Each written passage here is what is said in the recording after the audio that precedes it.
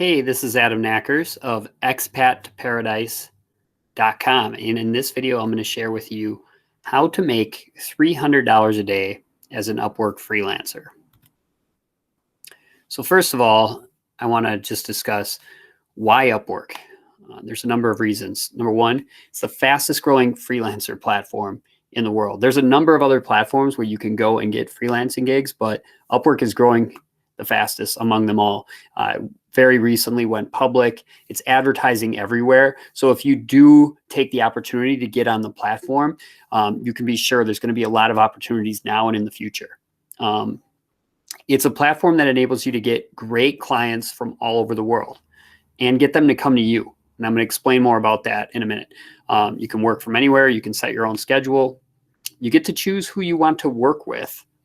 And you also get to give yourself a raise whenever you want. I came from corporate America, where, I dealt with a lot of frustration just with how things worked in the 9-to-5 world. What I love about being a freelancer on Upwork is I get to really have control of everything. And as I've grown on the platform, I've been able to just give myself raises periodically whenever I've felt like I earned it, right? And then it also allows you to earn top rated status, which makes yourself very attractive to clients that come to the platform. So why listen to me? All right. My name is Adam Knackers. As I said, I've been freelancing on Upwork since 2014. I am now a top rated freelancer, and I command $150 an hour at this point. I didn't start out there, but through what I'm going to share with you in terms of tips and strategies, I was able to just continue to increase my rates. And now every new client that I work with is paying me at least $150 an hour.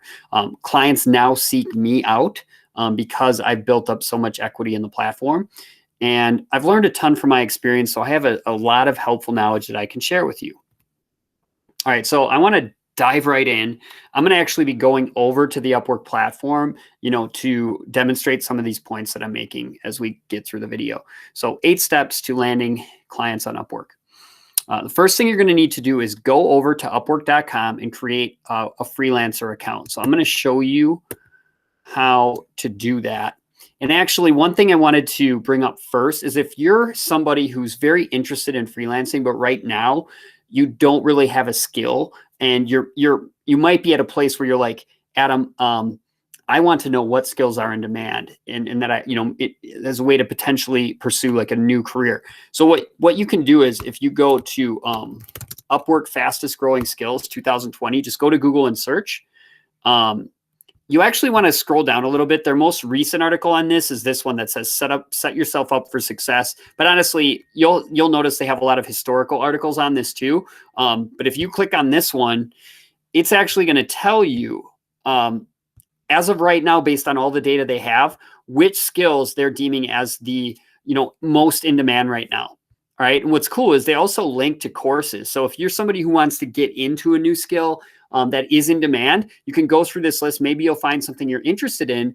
And then they'll even direct you to courses. You can also go to a platform called Udemy. That's Udemy. And over there, they have great courses covering just about anything. And that's what's really brilliant about the world we live in now, is to develop skills that are in demand. You don't need to go and pay countless hundreds of thousands of dollars on a degree. You can actually go to these digital platforms and develop the skills very quickly. Okay. So once you're certain of the skill you want to really focus on as a freelancer, then you're going to want to go over to Upwork.com. I'm going to show you in an incognito window. So if you go to Upwork.com, and then you want to click on sign up, and it's going to ask you for a work email address. So what I would recommend doing, if you don't have like an actual business set up, go out and register a domain, even if it's just with your name. And then, so I'm going to sign up. I'm not actually going to complete this process, because one thing you definitely don't want to do is set up multiple profiles. It can really work against you when you're trying to get your account approved. So what I'd suggest is get an email set up, come here. You're going to click on continue with this email. And then you want to make sure when you fill this out that where it says, I want to, you're not hiring in this case. You want to work as a freelancer. So make sure you choose this button. Okay. And that will guide you down the path of actually signing up to be a freelancer on the platform. I'm not going to walk you through this. It's pretty self-explanatory. When you go through this, though, you are going to want to make sure that you complete your profile. Okay. This is one of the biggest mistakes people make, is that when they sign up, they fill out their profile very generically, or they don't complete it. And you do actually have to get your account approved. So you want to make sure when you sign up initially that you really put a lot of energy into it and get it filled out completely. Okay. Then once you're approved, what you're going to do is search for jobs that fit your skill set. So I'm going to show you how this actually works. Once you're, and quickly, just again, so you can see some, credibility here, so you understand why I'm someone you'll want to listen to. You can see this is my profile. I'm a top rated plus freelancer. Having this status has really helped me get great clients, because it's one thing that they look for. So when you get on the platform, you're really going to want to apply what I'm teaching so that you can earn that status as well. Okay, you can see my hourly rate and my work history. If you scroll down here, you'll notice I have all 5-star reviews. Okay.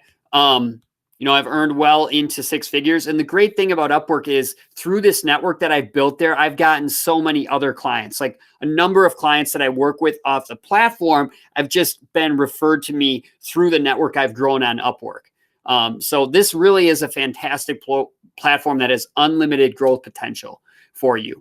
Okay. So once you have created your freelancer account, then what you're going to want to do is you're going to come in here and you're going to search for jobs. All you need to do is log in, make sure you're in your freelancer account, and then you're going to search. So let's say you have a skill set in web design, right? So you're going to search. It's going to return available jobs.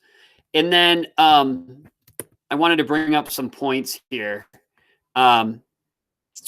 You want to search for jobs that fit your skill set. Okay. So, when I first started on the platform, I did not have, I had a background in web design. I knew I wanted to move into the direction of marketing. And so I would go after projects back then that would stretch me a little bit. Right. But you have to use your own discretion. What you want to avoid doing, though, is applying for a number of jobs that you are just nowhere qualified for. You maybe just think you have the slightest chance to get, because if you exhaust your connects, they call them, going after jobs that you are not getting, where they're not accepting, your proposal, it actually works against you. Like, in other words, basically Upwork just doesn't want you bombarding their clients if you're just not a good fit. So what I'd suggest is just use your discretion. And when you're searching for jobs, it's okay to stretch yourself a little bit. Your own limitations. And like I said, when I got my first job,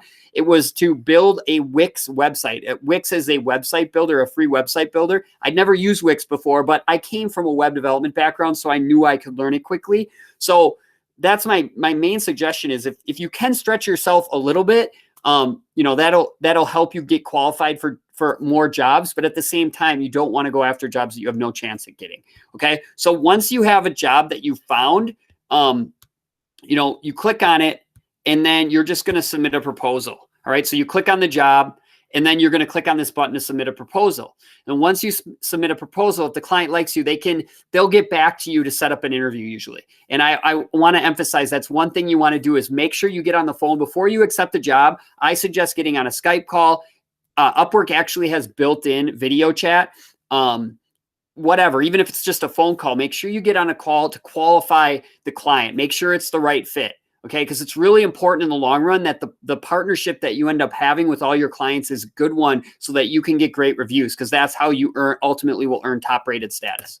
Okay, so once approved, you're going to search for jobs that fit your skill set. You're going to send proposals. And then when a potential client responds, you want to set up a discovery call. Again, you want to make sure you get on the phone to make sure, first of all, that you're qualified for the job. It's a good fit. You sense the person is someone you want to work with, right? If it's a fit, you'll agree to terms on the call, and then the client should send you an offer, at which point you accept the offer and get to work. And then you just repeat these 5 steps, 3 through 8. Okay. You're just going to continue to search for jobs. Okay. Now I want to get into the Upwork keys to success. All right.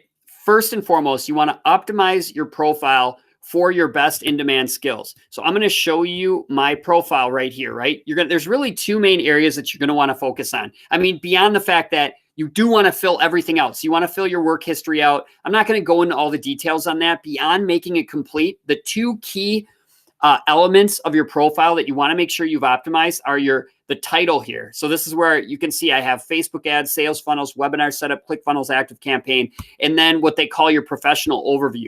All right. So when you write these, you want to make sure that you have a clear value proposition. What I want to say is one of the mistakes a lot of people make is that they're too broad or generic in their profile. So make sure that you have a clear value proposition, and in your title, make sure you include keywords and skills. Okay, because that's what people are when a business comes to Upwork to seek freelancer talent, they create their job, but then they are able to specify keywords and skills, right?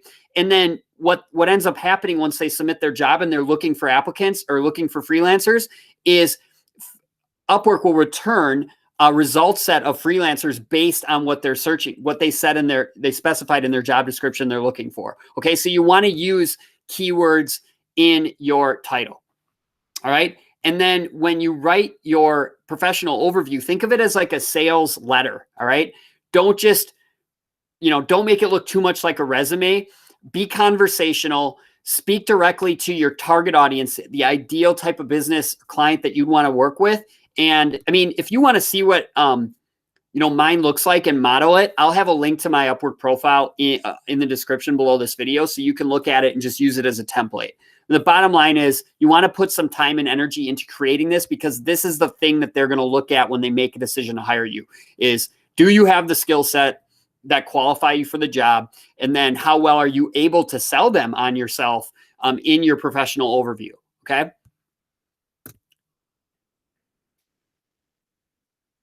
Okay. So let's see. So you want to optimize your profile for the best in-demand skills, and you want to go after jobs, like I said before, that you are qualified for. All right. Avoid just applying for everything is out of desperation. You want to make sure you're going after jobs that you are qualified for. And then what you're going to want to do next is, when you find those jobs, as I showed you before, you're going to submit a proposal. And this is another part of this that you really need to concentrate on, is writing great proposals. And I'll actually be creating separate videos showing you how to do that, because that in itself is like an art and a skill. And it's really a big deal, especially as you're getting started on the platform. Your success is really dictated by your ability to sell people in your proposals, right? So again, if you want to, get more training on that, make sure you subscribe to my channel, because I'll continue to provide more videos that go into more depth on some of these specifics with getting clients on Upwork. But I just wanted to emphasize that right now, that one of the biggest keys to success is writing really great proposals, putting a lot of time and energy into them.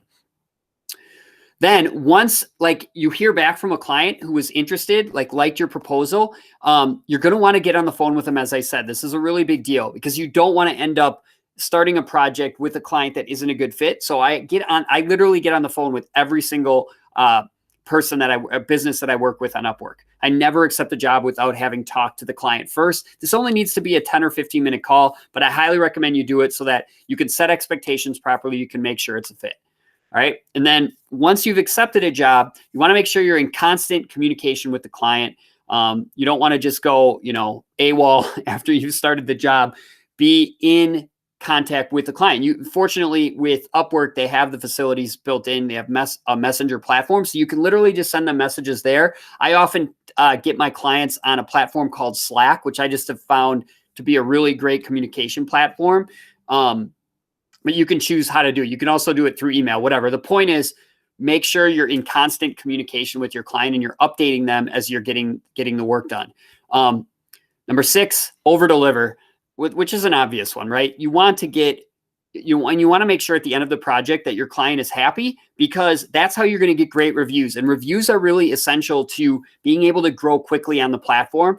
You need to get great reviews. That's how you earn top rated status on the platform. You actually get a job success score, which is a percentage from 0 to 100, right? So in order to be a top rated freelancer, you have to have I believe it needs to be at 95% or higher. And there's a few things that factor into how they calculate that number. But the bottom line is when jobs get completed, you want to make sure that you get reviews and that they're 5-star reviews.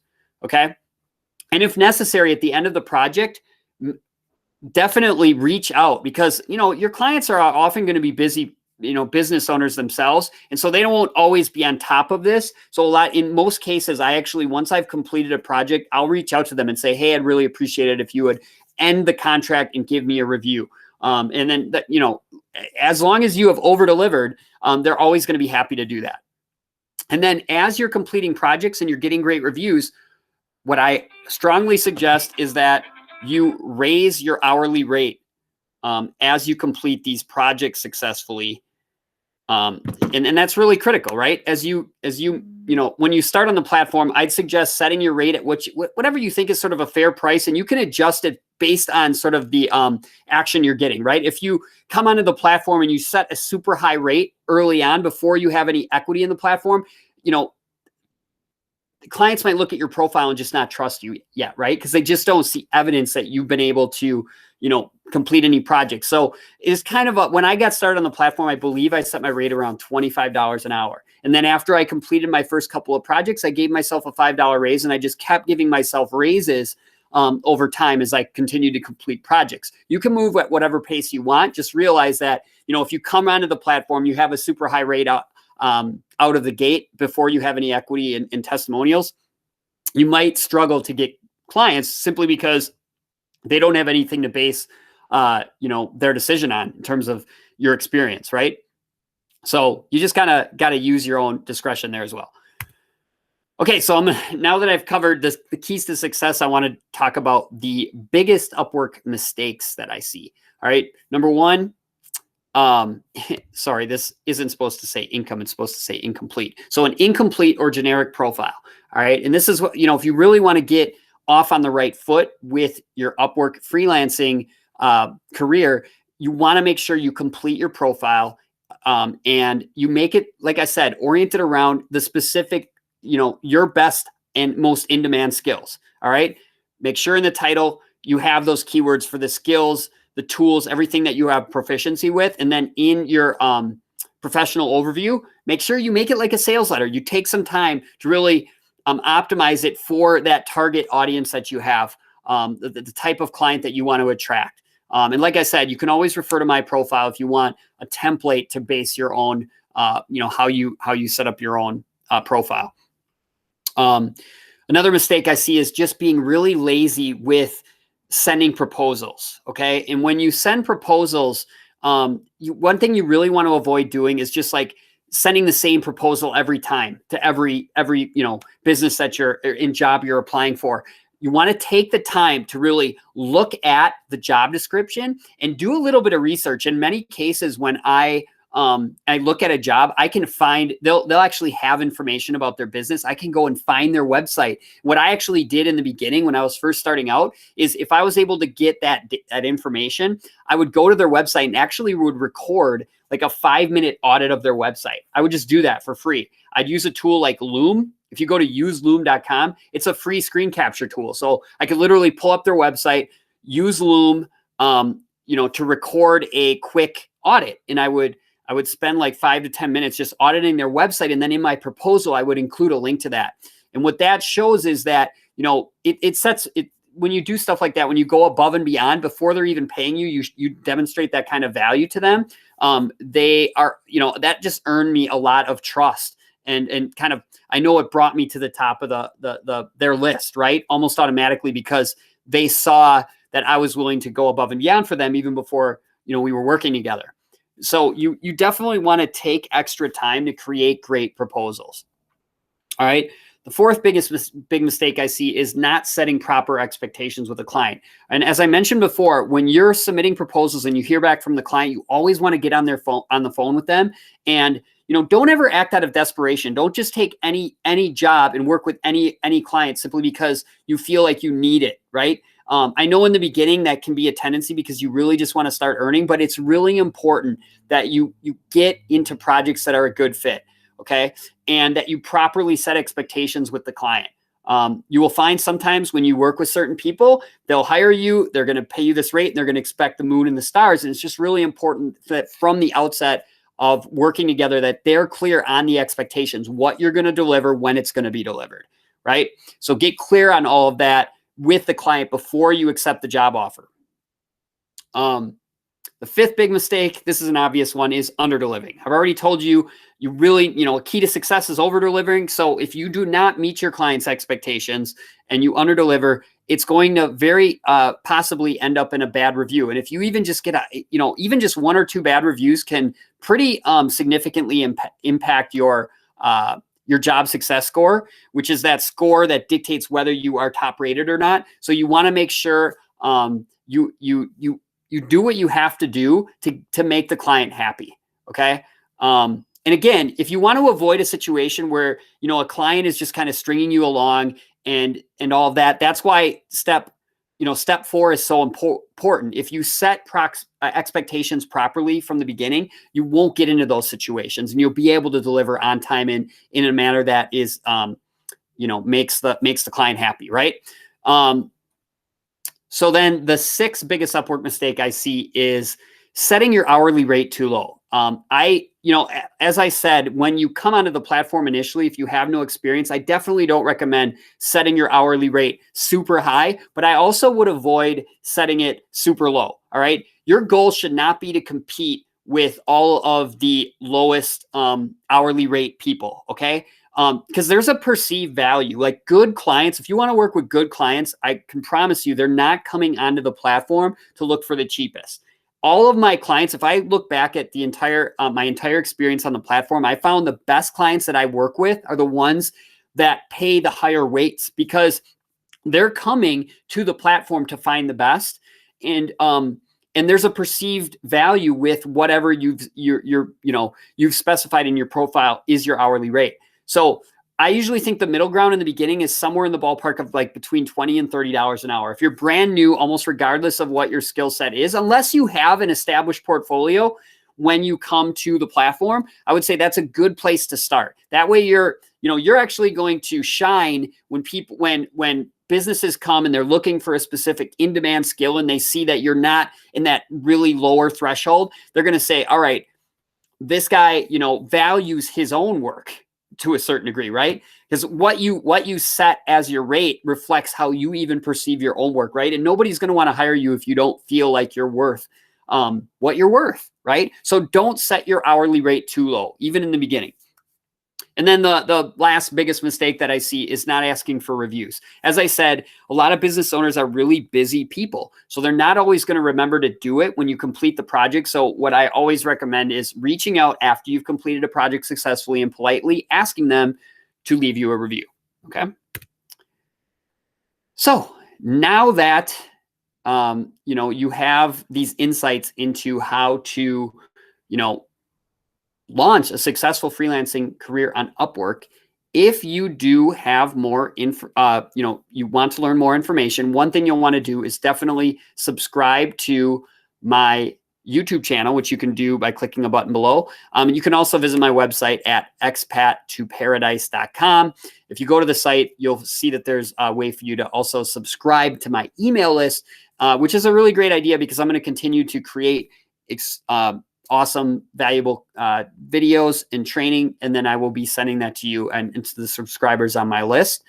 So I look forward to hopefully helping you on your journey as an expat to creating a wildly successful freelancing business. And I will see you again in future videos.